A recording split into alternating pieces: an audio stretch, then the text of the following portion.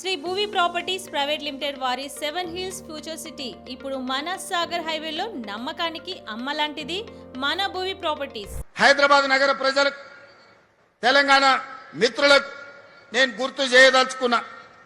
తొలకరి వర్షాలు నిన్ననే పడ్డాయి. పెద్ద ఎత్తున వర్షం పడలే, రోజంతా వాన పడవలే. కానీ 2 గంటనే హైదరాబాద్ నగరంలో వాన పడితే రోడ్లు ఎక్కడికక్కడ స్తంభించిపోయినాయి. రోడ్ల మీద మొత్తం వర్షపు నీరు వరదలై పారింది. ట్రాఫిక్ అతలాకుతలమైంది. కిలోమీటర్ ప్రయాణానికి 2 నుంచి 4 గంటలు పట్టింది. అంతర్జాతీయ నగరం అని గొప్పలు చెప్పుకుంటే సరిపోదు. అంతర్జాతీయ ప్రమాణాలతోని మౌలిక వసతులను అభివృద్ధి చేసుకోవాలి. 10 ఏళ్లు మేము అభివృద్ధి చేసినాం, 100 కోట్లకి ఎకరం అమ్మినామని గొప్పలు చెప్పుకున్నోళ్ళు, జబ్బలు జరుచుకున్నోళ్ళు నిన్న ట్రాఫిక్ సమస్యకు కారణం ఏందో చెప్పండి. రోడ్ల మీద మొత్తం వరద పారుతుంటే దానికి ఎవరు బాధ్యత అని నేను ఈరోజు అడుగుతున్నా. పోయిన దుర్మార్గులు చెరువులు, నాలాలు, కుంటలను కబ్జా చేసుకొని, పబ్లిక్ పార్కులను ఆక్రమించుకొని, ప్రభుత్వ భూములను చెరబట్టి ఈనాడు అక్రమ నిర్మాణాలు చేపట్టబట్టే ఇవాళ చెరువులలో ఉండాల్సిన నీళ్లు, కుంటలకి వెళ్లాల్సిన నీళ్లు, నాలాలో ప్రవహించాల్సిన నీళ్లు, వర్షపు నీళ్లు మొత్తం రోడ్ల మీద ప్రవాహమైంది.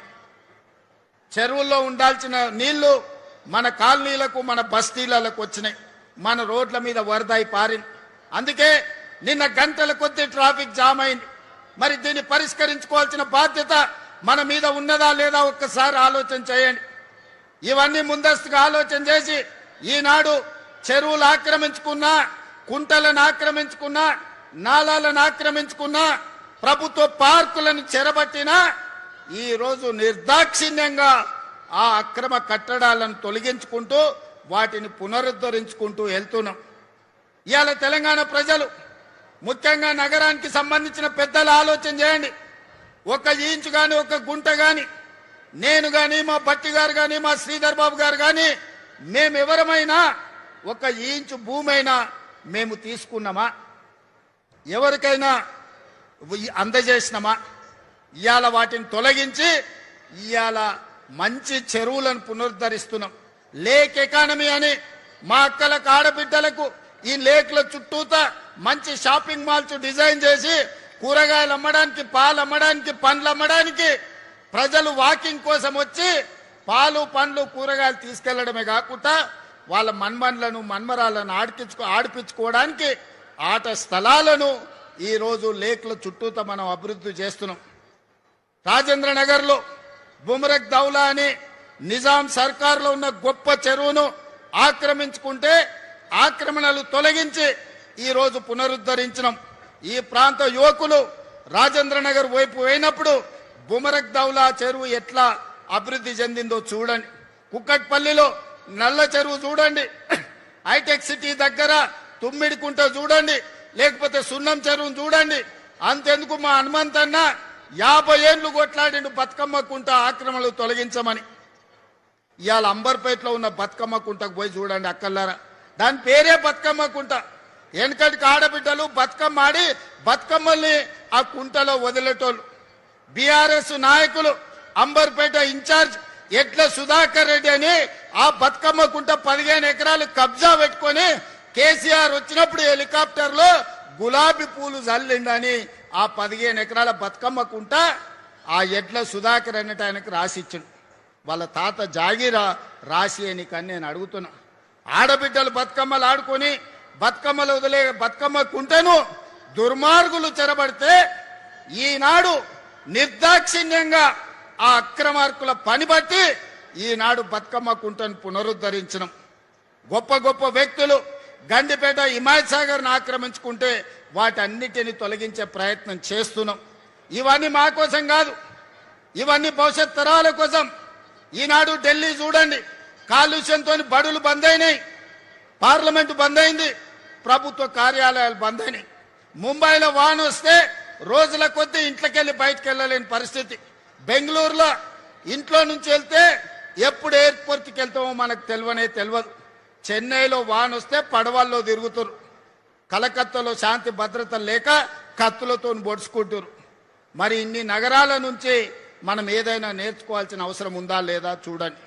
అందుకే ఈనాడు దుర్మార్గులు, ఆక్రమించుకున్న వాళ్ళు, కబ్జా కోరులు బాధపడ్డా సరే కొద్దిమంది బాధపడవచ్చు. లక్షలాది ప్రజలకు న్యాయం జరుగుతుంది. ఈ నగరం అంతర్జాతీయంగా రాణిస్తుందని హైదరాబాదు నగరంలో కబ్జా కోర్ల కోరలు బీకడానికి ఈనాడు మన ప్రభుత్వం పనిచేస్తుంది. భవిష్యత్తులో ఇంకా బలంగా వ్యవహరిస్తుంది. దుర్మార్గులను తోకగత్తిరిస్తుంది. వాళ్ళ వెనకాల ఉన్నోళ్ళని కూడా వాళ్ళ పని పడతామని చెప్పి ఈనాడు ఈ వేదిక మీద నుంచి నేను చెప్పదలుచుకున్నా. అందుకే మిత్రులారా, ఈనాడు ప్రపంచం మన వైపు చూస్తుంది. చరిత్రలో జూన్ 10, 2026 తారీఖు చరిత్రలో సువర్ణ అక్షరాలతో లిఖించబోతున్నాం. భారత్ ఫ్యూచర్ సిటీలో ఈనాడు green pharma, sports, education, health, అదే విధంగా AI, data centres, GCC centres, global fortune 500 కంపెనీలను వీడికి రప్పించేదానికి ఈరోజు పునాది వేసుకున్నాం. పోయిన డిసెంబర్లో గ్లోబల్ సమ్మిట్ ఇక్కడనే ఏర్పాటు చేసినాం. ప్రపంచ దేశాలన్నింటినీ ఇక్కడికి రప్పించగలిగినాం. మళ్ళీ డిసెంబర్లో గ్లోబల్ సమ్మిట్ను మా శ్రీధర్ బాబు గారి నేతృత్వంలో అద్భుతంగా నిర్వహించి ఇక్కడికి ప్రపంచ దేశాలను రప్పించడమే కాదు, వాళ్ళ పెట్టుబడులను ఆకర్షించి మన స్కిల్స్ యూనివర్సిటీలో, మన ఏటీసీలలో చదువుకున్న వాళ్ళకు లక్షలాది మందికి ఉద్యోగ ఉపాధి అవకాశాలు కల్పిస్తాం. అందుకే మిత్రులారా, ఈనాడు మీరందరూ కేఎల్ఆర్ గారి నేతృత్వంలో ఫ్యూచర్ సిటీ డెవలప్మెంట్ అథారిటీలో మీ గ్రామాలను కలపాలని మీరు ముందుకు వచ్చిండ్రు. మీరు తీర్మానాలు చేసిండ్రు. మా కసిరెడ్డి నారాయణ రెడ్డి కల్వకుర్తి ఎమ్మెల్యే గారు కూడా కొన్ని ప్రతిపాదనలు తెచ్చిండు. ఇవాళ సూచన ప్రాయంగా కొన్ని గ్రామాలను ఫ్యూచర్ సిటీలో కలిపినాం. భవిష్యత్తులో కార్యాలయం ఇక్కడనే ఉంటుంది. గ్రామాల వారీగా చర్చలు చేసి వాళ్ళందరినీ కూడా ఫ్యూచర్ సిటీలో కలుపుతుంది ప్రభుత్వం. ఈ ఫ్యూచర్ సిటీనే దేశానికే కాదు ప్రపంచానికే ఒక గొప్ప నగరంగా రాణిస్తుందనడంలో ఎవరికి ఎలాంటి అనుమానాలు లేవు. అడ్డం పడ్డోళ్లను అడ్డంగా తొక్కుకుంటూ పోతారు ఈ ప్రాంత రైతాంగం, ఈ ప్రాంత ప్రజలు. ఈ నగరాన్ని వాళ్ళే కాపాడుకుంటారు, ఈ నగరాన్ని వాళ్ళే నిర్మించుకుంటారు. ఈ నగరాన్ని ప్రపంచానికి అంకితం చేసే యువత ఈ ప్రాంతంలో ఉన్నారు. వాళ్ళ మీద నాకు సంపూర్ణమైన విశ్వాసం ఉన్నది. ఈ నగరం భవిష్యత్తుకు ఒక దిక్సూచి. ఖచ్చితంగా ఈ నగరం విరాజిల్లుతుంది. హైదరాబాద్కి ఎంత గొప్ప పేరు వచ్చిందో పర్ల్స్ విషయంలో కావచ్చు, హైదరాబాదులో ఫ్రూట్స్ విషయంలో కావచ్చు. హైదరాబాద్ అంటే lakes and rock city. Bharat future city కూడా నెట్ జీరో సిటీగా, కాలుష్య రహితమైన నగరంగా, ప్రపంచంలోనే గొప్ప నగరంగా రాణిస్తుంది. తీర్చిదిద్దుతామని మీ అందరికీ తెలియజేస్తూ మీ అందరి దగ్గర సెలవు తీసుకుంటున్నా. వీలైనప్పుడల్లా వచ్చి ఫ్యూచర్ సిటీ కార్యాలయంలో నేను కూర్చుంటా. మా మంత్రి శ్రీధర్ బాబు గారు, మా బట్టి గారు వారానికి ఒక్కరోజు ఇక్కడికి వస్తారు, ఈడ కూర్చుంటారు. మీ సమస్యలు ఏమున్నా అడిగి తెలుసుకుంటారు, వాటిని పరిష్కరించే విధంగా ముందుకు వెళ్తారని తెలియజేస్తూ మీ అందరి దగ్గర సెలవు తీసుకుంటున్న. ధన్యవాదాలు మిత్రులారా.